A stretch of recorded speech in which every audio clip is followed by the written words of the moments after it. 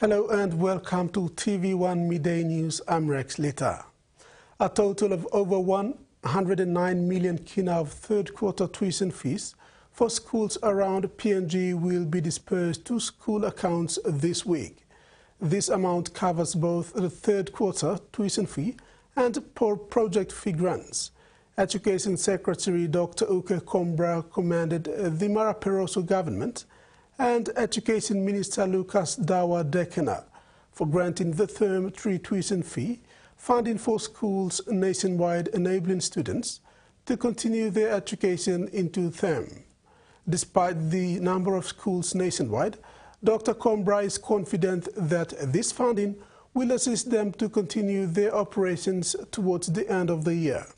Dr. Combra also announced that the department had received an additional 106.5 million kina, which will be allocated to elementary, primary, forward and inclusive education resource centers by next week.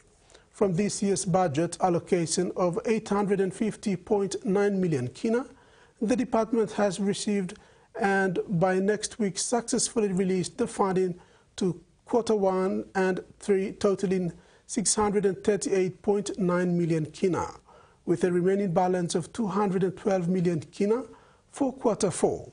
He is appealing to all schools who are receiving the grant to ensure they put it into good use for the sake of students and overall academic outcome of each school. Retail price for fuel have increased this month and comes into effect today. Petrol has increased by 10 toya per litre, diesel by 2 toya per litre, and kerosene by 1.68 toya per litre. These retail price increases are mainly attributed to higher oil demand in the U.S. and ongoing geopolitical tensions in the Middle East. As part of enforcement and compliance, ICCC investigators will conduct inspections to all service stations to ensure prices of the declared petroleum products comply with the allowable minimum, rather maximum prices. Police investigators from the Royal Papua New Guinea Constabulary are currently undergoing a 3-week residential scene of crime course in Port Moresby. More emphasis will be put on training investigators in the forensic sector. Residential scenes of crime course is part of RPNGC's objective to uplift the standard of forensics in Papua New Guinea through the PNG-Australia Policing Partnership Program. The training started on Monday and will run for 3 weeks.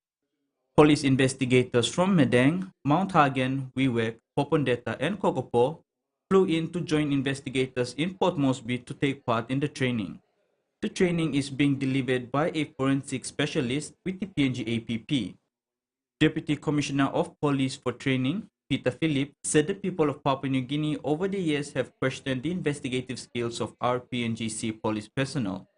Hence, this 3-week training will upskill police investigators with new investigation skills. Many people in Papua New Guinea know that we have this, and in recent events, people are, questioning our efficiency and how much we know that we can support our investigators to get criminals convicted.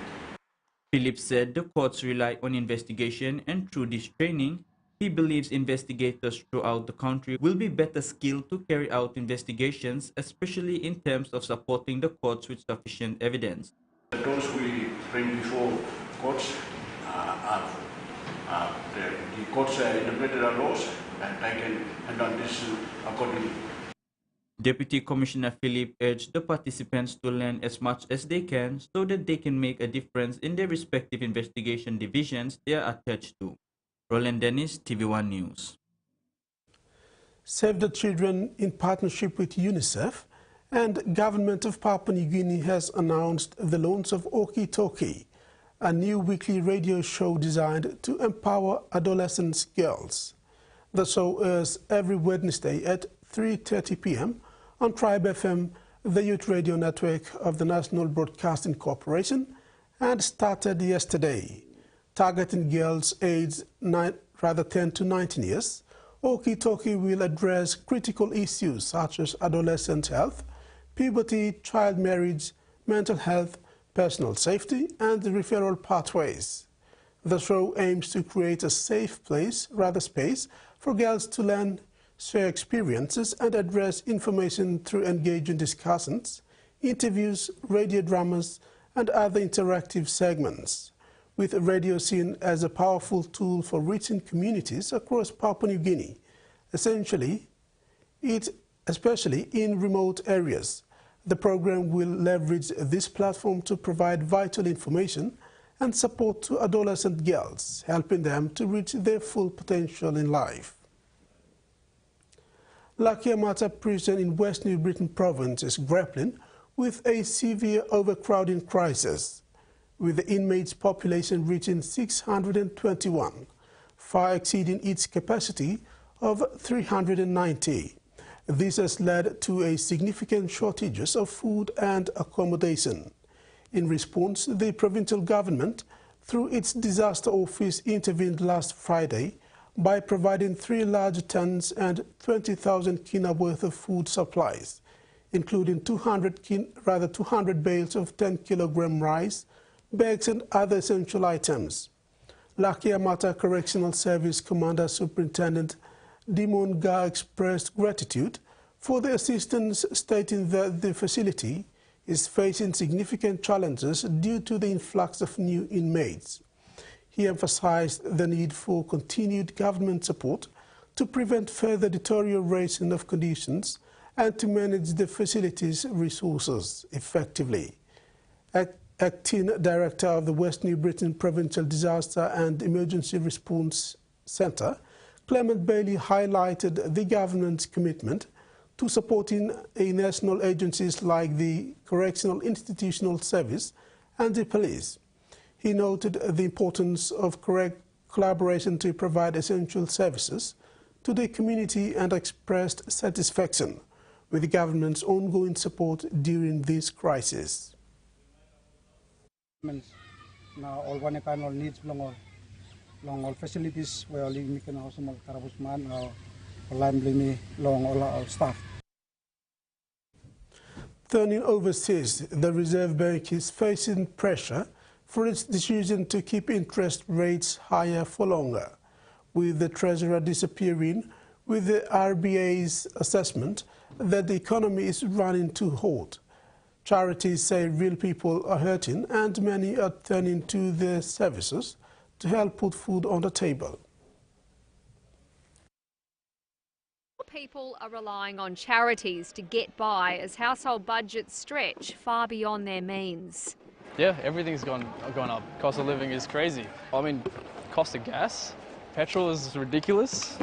The Reserve Bank says that prices are staying higher than they'd like. We just think the economy is running a little bit hotter than we thought previously. I think it's going to take a little bit longer for inflation to get back to target.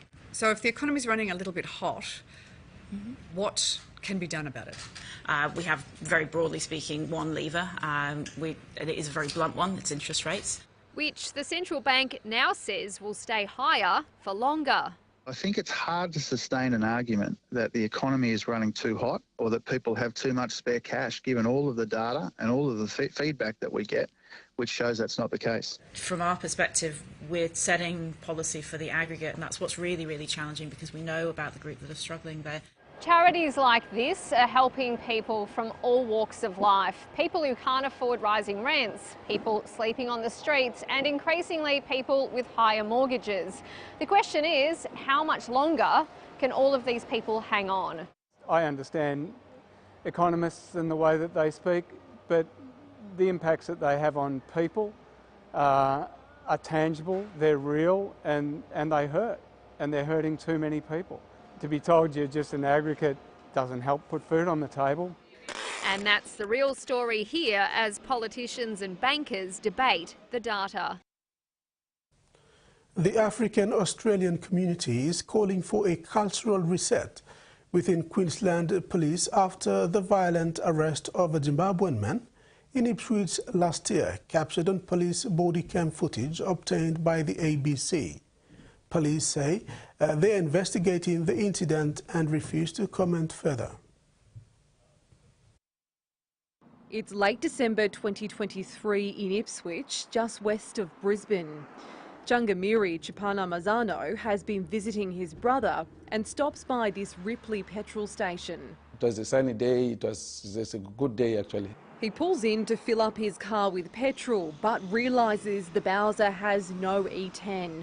So he gets back into his car and pulls into another bay. Then he's yelling. His alleged crime, not wearing a seatbelt while moving his car, something he denies.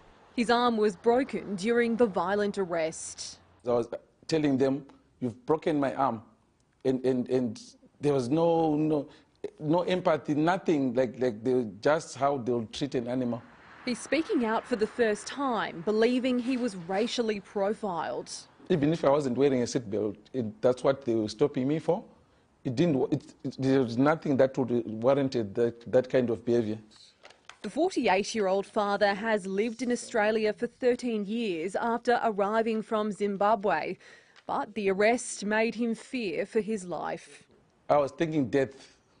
Jungamiri Chipana Mazzano lodged a complaint with police. The charges against him have since been dropped. A spokesperson for Queensland Police said they're aware of the matter and it's subject to an internal investigation. Despite extensive questions by the ABC, the spokesperson said it would be inappropriate to comment any further. Having watched that video, do you think it was an overreaction by the police officers? Yeah, definitely.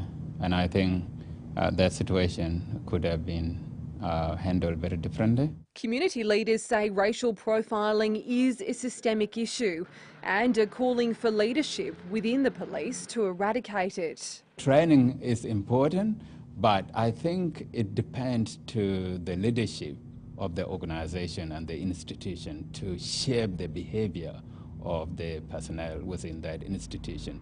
Jungamiri Chipana Mazzano says the incident has taken a physical and mental toll. He's now considering returning to Zimbabwe. It makes me feel not welcome in Australia. And that ends our midday news update. Do join us at 6 p.m. for more news and sports. Bye for now.